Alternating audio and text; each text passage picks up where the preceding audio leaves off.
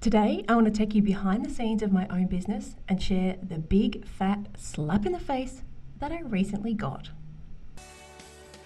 Welcome to the Bringing Business to Retail podcast, where I, Selena Knight, share strategies, interview retail revolutionaries, and delve into the minds of e-commerce experts to help you grow a profitable, independent retail or e-commerce business. If you're stuck in a rut, or if you feel like business is way harder than it should be, or you've overachieved all of the things that you've set out to and are wondering what to do next, or how do I even make this better? I know that you're going to love today's episode. If you're stuck in a rut, feel like business is way harder than it should be, or you've achieved all of the things that you set out to and are wondering what next, or how do I even make this better, then I know that you're going to love today's episode. I used to think that I was a great CEO, but recently I realized that over the last few months, I'd slipped back into this role that I call the Faux-E-O. Hey there, and welcome to today's episode of the Bringing Business to Retail podcast. If you'd asked me 6 months ago whether I thought that I was a really great CEO, I would have probably said yes. But recently some stuff's happened and I've realized that I've slipped into this role of what I've termed the Faux-E-O. I've run a few successful businesses now, and I'd like to think that I'm a pretty good leader. My team are loyal and they're super hardworking. I love them to bits, and they do stuff for me without me even asking. And to me, that's the perfect definition of a great team, isn't it? You don't have to think for them. They think for themselves. We have achieved a lot in our business in the last 12 months, and we've got a plan in place of where we're headed and what that looks like. So if you'd asked me even just 3 weeks ago whether I thought I was a really good CEO, I would have said yes. But then, just a few weeks ago, I started working on these behind the scenes videos for my new Supercharge Mastermind. If you've listened to the last couple of episodes, you've heard me talking about how I've put this mastermind for 7-figure retailers. And I wanted to take the people who are in that position behind the scenes of what happens in my business. But today, everybody gets a little bit of a peek. If you want to watch those videos, if you are a 7-figure retailer and you want to see how a successful business runs, like see the tips and tricks that I use to grow my business, you can still see them if you're listening to this when it goes live, probably for another week or two, over at selenaknight.com/private. But in these 4 videos, I put together what I call the 4-point growth framework. So I've analysed what it takes to build a highly successful business and reversed engineered all of that to come up with these 4 key points.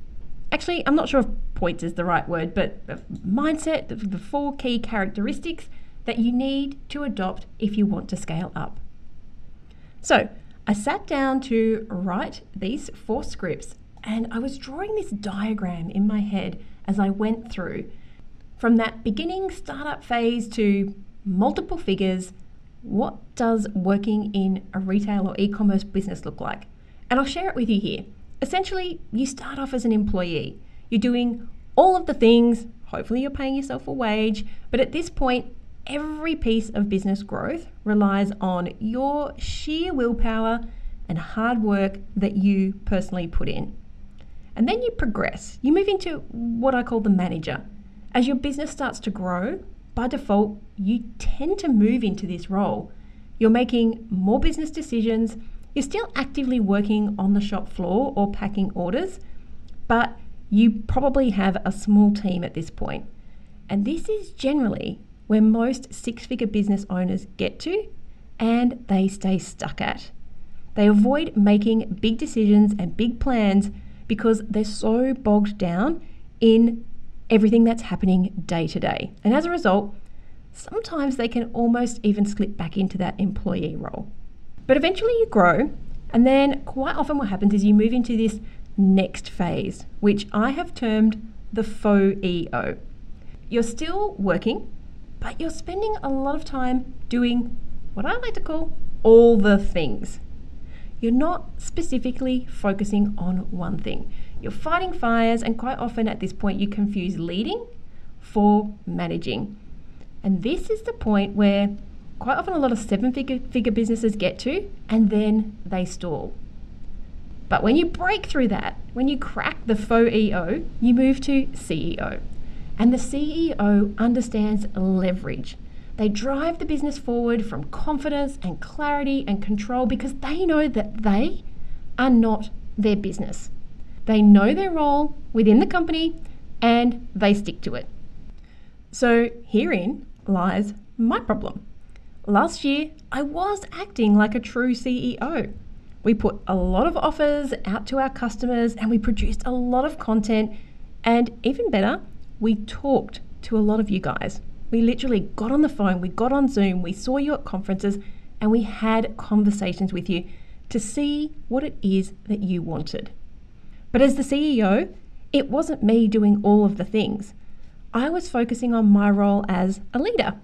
I was focusing on having a vision of what the company wanted to be. I guess more importantly, it's what I wanted the company to be because it's my company. And I spent a lot of time in my role as the face of the brand. I did a lot of high-level consulting, I brought in a lot more customers, and I was building my brand.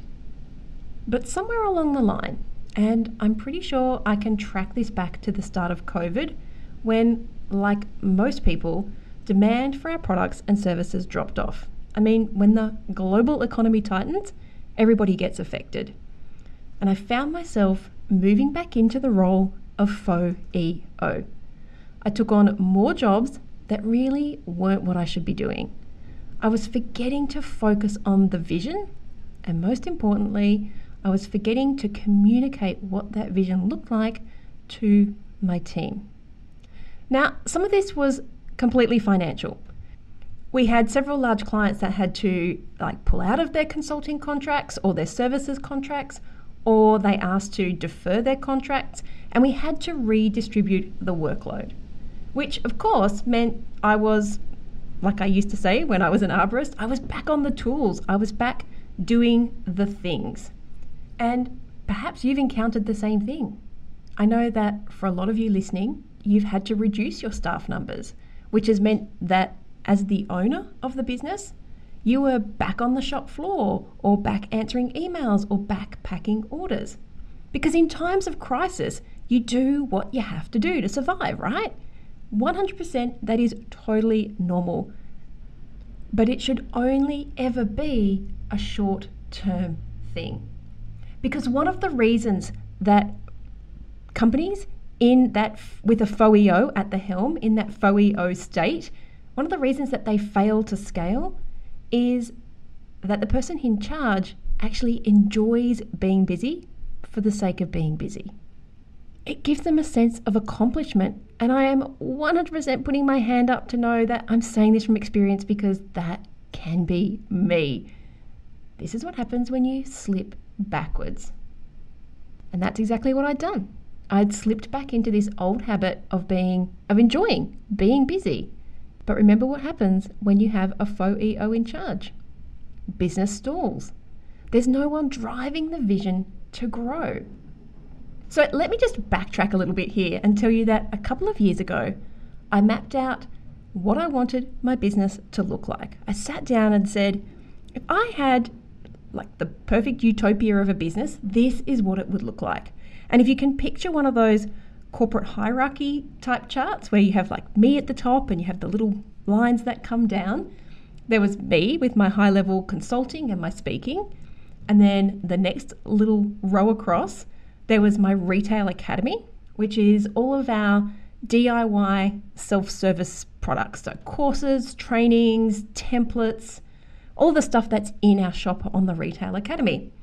And then there was another arm to the business, and it was a retail and e-commerce agency focusing on things like social media, pay-per-click ads, branding, design, and building Shopify stores. So all for retail and e-commerce stores. I wanted this boutique agency that just focused on you guys who sell products. Now, that agency part of the business that is a whole brand, a whole business within itself, right? And up until now, we have been providing those services, but generally it was just for people who were already my consulting clients. So it was never really advertised. If you were working with me and you needed some branding help, you could have access to my branding people. If you needed email automations built, you could have access to my email expert. But if you went to the website, those things weren't there. That whole agency arm of the business, it just isn't there. Now, the reason I didn't advertise it was, to be really truthful, it meant hiring more people, putting a lot more processes in place, and all those things that come with running a business. And I just really wasn't up for that. It felt like so much more energy to put in, even though I knew the rewards were worth it, that I slipped back into that Faux-E-O and I started doing stuff to keep busy. I had the vision years ago. But even worse, I literally had customers waiting for this stuff. I had emails in my inbox asking for people to work with me and my team.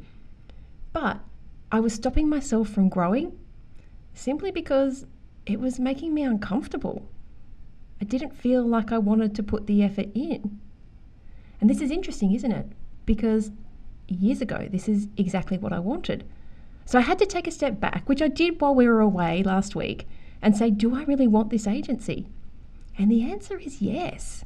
The answer is I want to be able to help retail and e-commerce clients. I want to be able to have a team that know how retail and e-commerce functions inside out.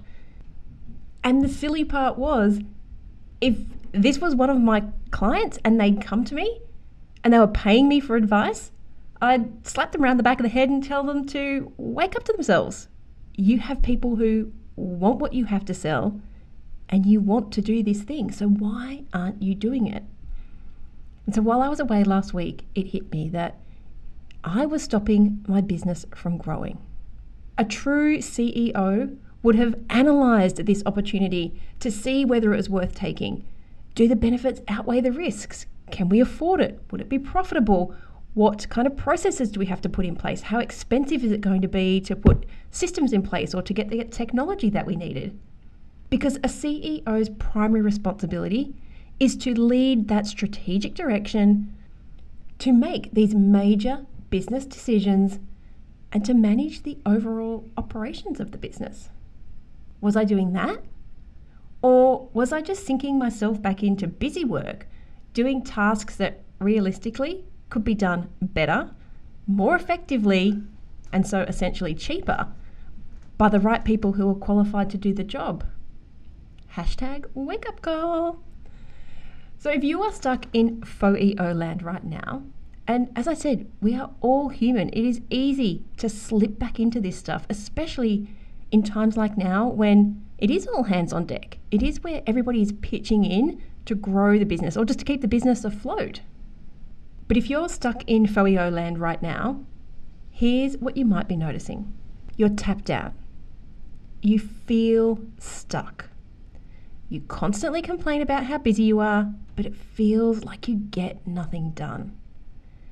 Everybody seems to want a piece of you. And most of all, you wish everybody else would just think for themselves. So you end up in this vicious cycle of doing more things for yourself or burying yourself in more work to avoid those hard conversations or to avoid making those big decisions. You know I'm saying this from experience. But it's made worse by the fact that if you are anything like me, you're a typical overachiever who actually likes to work. But the good news is, acknowledgement is the first step. Realizing that you're in this limbo state means that you can make changes. We are all human. The exciting part is when you get past that need to be the boss and step into a leadership role, aside from finding that renewed passion and enthusiasm for your business, truly amazing things happen. And I say this because this is exactly what's happened over the last week. I did feel stuck, I did feel trapped, and gosh, I wished people would just think for themselves. Not necessarily my team, mostly my family. Thank goodness they don't listen to the podcast. But since I've had this realization and I've had this wake-up call, I feel so much more excited about my business. I've got this renewed energy. I've got my whiteboard out. I'm doodling everywhere and drawing pictures and typing up ideas and putting Trello boards together. But most importantly, I've gone back to that vision. I've gone back at looking at what you guys want and what I want, and putting those two things together to make sure that they are in alignment. So let me ask you a question, and I want you to answer this truthfully. Just to yourself, you don't have to say it out loud. Right now, what actions are you taking? And what actions are you not taking? But most importantly, how do you feel? Let me say that again. How do you feel right now? And if you don't feel energized and excited about your business, what are you going to do to change that? Are you going to be the person who plays manager or Faux-E-O? Or the person who takes responsibility and steps up into becoming a leader? Are you going to be the kind of person who avoids doing what's necessary and spends their day fighting fires and staying busy? Or the one that takes the right actions to move their business forward and creates a culture where everyone thrives? And if you are listening to this right now and thinking, yep, that's what I want, and you're a 7-figure retailer, then I want to give you a heads up that I've just opened the doors to my Supercharge Mastermind. Inside of Supercharge, not only will I be there to guide you one-on-one to craft your own customized, powerful growth framework, but you're also going to get access to my panel of business experts, a CFO, an automation expert, a branding and design expert, a copywriter, and my high-performance sales coach. Yep, you'll get access to your own personal business advisory board that will work with you to help build powerful offers and to build high-converting marketing campaigns and to equip yourself with the knowledge and the skills that you need to supercharge your business. But that's not all. Like I said, last year and this year we spent a lot of time talking to you guys to see what it is that you want. So we've taken that on board. And the one thing that we constantly hear people saying is they wish they had access to a network of peers who were at the same level that they were at. So you can have those conversations that are relevant right now. Having that community can quite often be the most valuable growth tool in your business. So right now, you have a choice. It doesn't matter whether you're a startup or a 6-figure retailer or a 7-figure retailer. You can take off now instead of a year from now, or even 2. This is where every moment becomes a choice. Are you going to be the old version of you that got you here to where you are right now? Or are you going to choose to be the new version of you who knows that your success is inevitable? If you are thinking, hell yeah, give me some of that, and you are a 7-figure retailer, you can find more about Supercharge over at selinaknight.com/supercharge. And if you aren't at that 7-figure level just yet, it doesn't mean that you can't step up into the CEO role. Your next step is to grab a piece of paper and write down what you want your business to look like. Can you remember what you wanted it to look like when you first started out? Has that changed? Now you've got to this part of your business. And what will your business look like when you hit your next revenue goal? And your next step is to grab that piece of paper and then work backwards. Map out what steps you need to take to get you to that next level. What do you need to implement? Who do you need to hire? And most importantly, who do you need to be to get you there? How do you need to show up? Because the quickest way to hitting that next level is to think and act like you are already there. I really hope you've enjoyed today's episode. I would love it if you could share it and leave me a review. And if you're interested in the Supercharge Mastermind, head over to selinaknight.com/supercharge. Fill out your application and we will be in touch. And until next week, you guys have a fantastic week. Stay profitable, and I'll see you right back here, same time, same place. Bye. I hope you enjoyed this week's episode of the Bringing Business to Retail podcast. You can find all of the show notes over at selinaknight.com. If you found something that you heard today particularly useful, I'd love it if you could leave me a review on iTunes or Stitcher. And of course, feel free to share this episode with someone that you think could benefit by listening to it. Want more retail biz strategies? You can watch the Bringing Business to Retail TV show, where each week I'll answer a question or provide you with a simple, actionable retail biz strategy that you can implement in your business right away. If you have a question or a guest, I'd love to hear from you. Drop my team an email at podcast@selinaknight.com, and I'll see you on the next episode. Have a great week.